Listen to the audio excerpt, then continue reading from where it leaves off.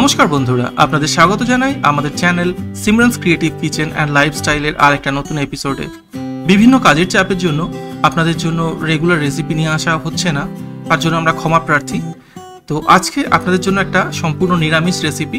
এটা সয়াবিনের একটা রেসিপি। যারা মাছ মাংস খান না বা পেঁয়াজ রসুন খান না তাদের জন্য একদমই সম্পূর্ণ নিরামিষ একটা সয়াবিনের তরকারি রেসিপি। গরম ভাত বা রুটির সঙ্গে এই সয়াবিনের তরকারিটা কিন্তু খেতে দুর্দান্ত লাগবে। তো চলুন দেখে নেওয়া যাক কীভাবে বানিয়েছি সয়াবিনের এই রেসিপিটি। প্রথমেই আমরা গ্যাসে বেশ খানিকটা জল ফুটিয়ে নিচ্ছি। এর মধ্যে আমরা সয়াবিনগুলোকে একটু সিদ্ধ করে নেব। জলটা যখন ফুটে আসবে এর মধ্যে দিয়ে দিচ্ছি 2 চামচ নুন আর দিয়ে দেব 2 চামচ ভিনিগার। এই ভিনিগারটা দিলে সয়াবিনের যে একটা গন্ধ, সেই গন্ধটা অনেকটা কেটে যায়। জলটা যখন ভালোভাবে ফুটতে থাকবে এর মধ্যে আমরা সয়াবিন চাঙ্কসগুলো দিয়ে দিচ্ছি।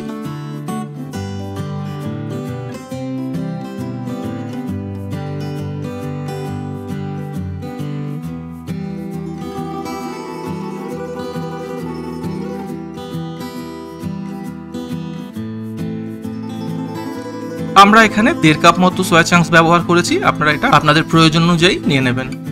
একটু সময় আমরা এটাকে গরম জলের মধ্যে ফুটিয়ে নেব। এরপর গ্যাসের ফ্লেমটা আমরা অফ করে দেব এবং এই গরম জলের মধ্যেই সয়াবিনটাকে রেখে দেব 10 থেকে 15 মিনিট।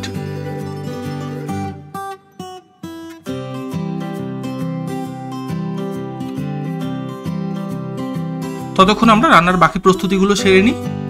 একটু গরম জলের মধ্যে আমরা 10-12টা কাজু বাদাম নিয়েছি, আর 1 চামচ মতো নিয়েছি কিশমিশ, আর 2 চামচ নিয়েছি চার মগজ।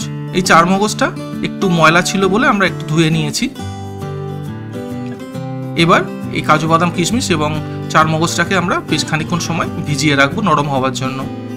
3 ইঞ্চি পরিমাণ আদা আর 2টো কাঁচা লঙ্কা আমরা একসঙ্গে বেটে নিয়েছি। এবারে আমরা একটা মশলার গোলা তৈরি করে নেব। তার জন্য আমরা এখানে অল্প একটু জল নিয়েছি। জলের মধ্যে 2 চামচ নিচ্ছি ধনে গুঁড়ো, 1 চামচ নিচ্ছি জিরে গুঁড়ো, আর 1 চামচ নিচ্ছি কাশ্মীরি লঙ্কার গুঁড়ো। এটা দিয়ে আমরা ভালো করে গুলে নেব। মশলাটা একটু কম হয়ে গেছে, তাই আমরা 1/2 চামচ আরও ধনে গুঁড়ো নিচ্ছি, 1/2 চামচ জিরে গুঁড়ো নিচ্ছি, আর 1/2 চামচ কাশ্মীরি লঙ্কার গুঁড়ো নিচ্ছি এবং এটাকে ভালো করে আমরা গুলে নিচ্ছি যাতে কোনো রকম ডালা না থাকে।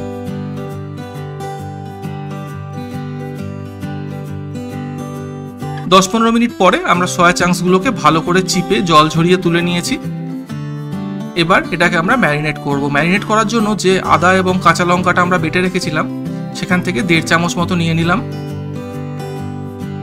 এরপর এর মধ্যে দেব একটু কর্নফ্লাওয়ার, ছোট চামচের প্রায় 3 চামচ। কর্নফ্লাওয়ার না থাকলে আপনারা বেসন ব্যবহার করতে পারেন। এবার সব জিনিসগুলোকে ভালো করে মেখে নিচ্ছি। হাত দিয়ে বেশ ভালো করে মেখে নেব যাতে সবকটা সয়া চাঙ্কসের গায়ে আদা লঙ্কা বাটা এবং কর্নফ্লাওয়ারটা লেগে যায়। তারপর এটাকে আমরা আরও 5-7 মিনিট রেখে দেব। চলে আসি রান্নায়। প্রথমেই আমরা কড়াই গরম করে কড়াইতে তেল দিয়ে নিচ্ছি। তেলটাকে ভালো করে গরম করে নেব। এবার এর মধ্যে আমরা 2টো আলু ডুমো ডুমো করে কেটে রেখেছিলাম, সেগুলোকে ভেজে নেব। আলুটা আগে দেখানো হয়নি, এখানে আমরা 2টো আলু নিয়েছি।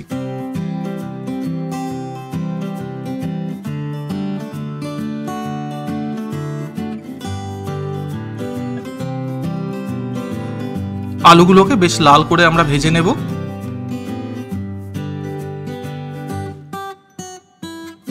আলু ভাজা হয়ে গেছে, আলুগুলো তুলে নিচ্ছি। এবারে আমরা ম্যারিনেট করে রাখা সয়া চাঙ্কসগুলোকেও একটুখানি তেলে ভেজে নেব।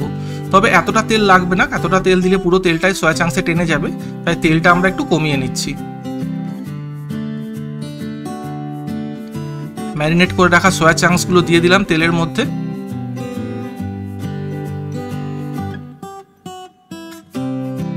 একটু হালকা কালার আসা অবধি আমরা সয়া চাঙ্কসগুলোকে ভেজে নেব।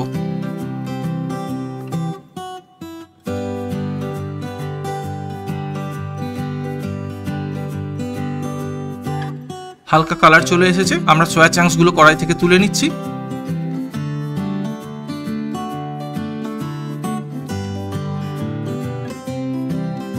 কড়াইটা পরিষ্কার করে আমরা ওই কড়াইতেই রান্না করব। আবারও দিয়ে দিলাম তেল, 2 টেবিল চামচ মতো তেল আমরা এখানে নিয়েছি। রান্নাটা আমরা সাদা তেলেই করছি। আর এর সঙ্গে দিয়ে দিচ্ছি 1 চামচ ঘি। ঘিটা অপশনাল, আপনারা না চাইলে নাও দিতে পারেন, তবে ঘি দিলে এই রান্নাটা একটা দারুণ টেস্ট এবং স্মেল আসে। তেল এবং ঘিটা গরম হয়ে গেলে এর মধ্যে আমরা দিয়ে দিচ্ছি একটা তেজপাতা, একটুখানি দারচিনি এবং 3টে ছোট এলাচ। এগুলোকে একটু সময় গরম তেলে নাড়াচাড়া করে নেব। এরপর আমরা বাকি আদা কাঁচা লঙ্কার পেস্টটা এর মধ্যে দিয়ে দিচ্ছি। আদা কাঁচা লঙ্কাটা দিলেই তেলে ছিটতে শুরু করবে, তাই সঙ্গে সঙ্গেই আমরা যে গুঁড়ো মশলার গোলাটা তৈরি করে রেখেছিলাম সেটাও এর মধ্যে দিয়ে দেব।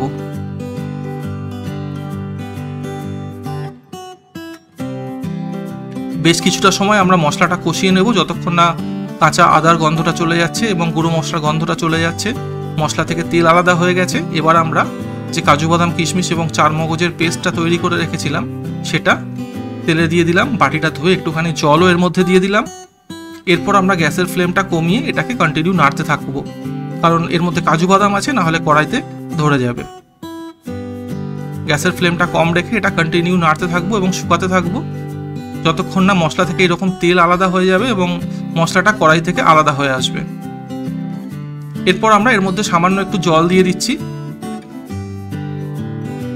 জলটা দিয়েও আমরা আরো বেশ কিছুটা সময় এটাকে কষিয়ে নেব। তারপর আমরা এর মধ্যে ভেজে রাখা আলুগুলো দিয়ে দিচ্ছি।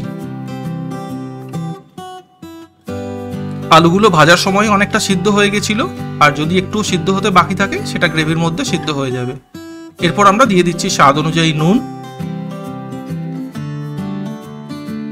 এখানে আমরা সয়াবিন সিদ্ধর সময় আমরা নুন দিয়েছিলাম, আর এখানে আমরা 2 চামচ মতো নুন ব্যবহার করলাম। যদি নুন প্রয়োজন হয় পরে আমরা আবার ব্যবহার করব। আলুগুলো দিয়ে এবং নুনটা দিয়ে মশলাটা বেশ খানিকক্ষণ সময় কষিয়ে নেব, যতক্ষণ না মশলা থেকে তেল আলাদা হতে শুরু করছে। এই সময় আমরা ভেজে রাখা সয়াবিনগুলো এর মধ্যে দিয়ে দেব। সয়াবিনগুলো দিয়ে মশলার মধ্যে ভালো করে মিশিয়ে নেব এবং আরো বেশ খানিকটা সময় এটাকে আমরা কষিয়ে নেব।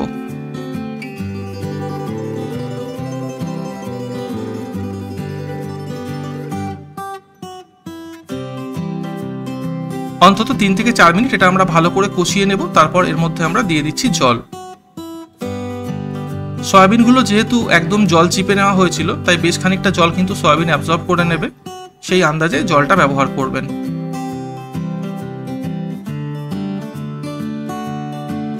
যখন এটা ফুটতে শুরু করবে এর মধ্যে দিয়ে দিচ্ছি 1/2 চামচ গরম মশলার গুঁড়ো,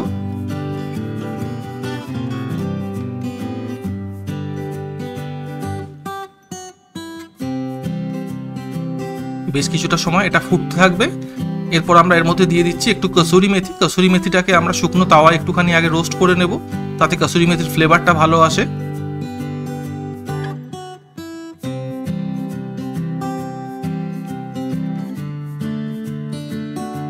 আরো বেশ খানিকটা সময় আমরা এটাকে কষিয়ে নেব। এই সময় আমরা একটু নুন মিষ্টি দেখে নেব, নুন আরো একটু লাগবে আর একটুখানি মিষ্টি লাগবে।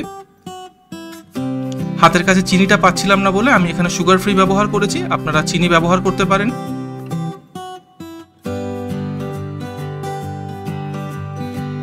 মশলার গ্রেভিটা একদমই শুকিয়ে গেছে, এটা ঠান্ডা হয়ে গেলে আরো শুকিয়ে যাবে, তাই আমরা আরো একটু জল এখানে ব্যবহার করছি। আপনারা যে পরিমাণ গ্রেভি রাখতে চান সেই অনুপাতে জল ব্যবহার করবেন।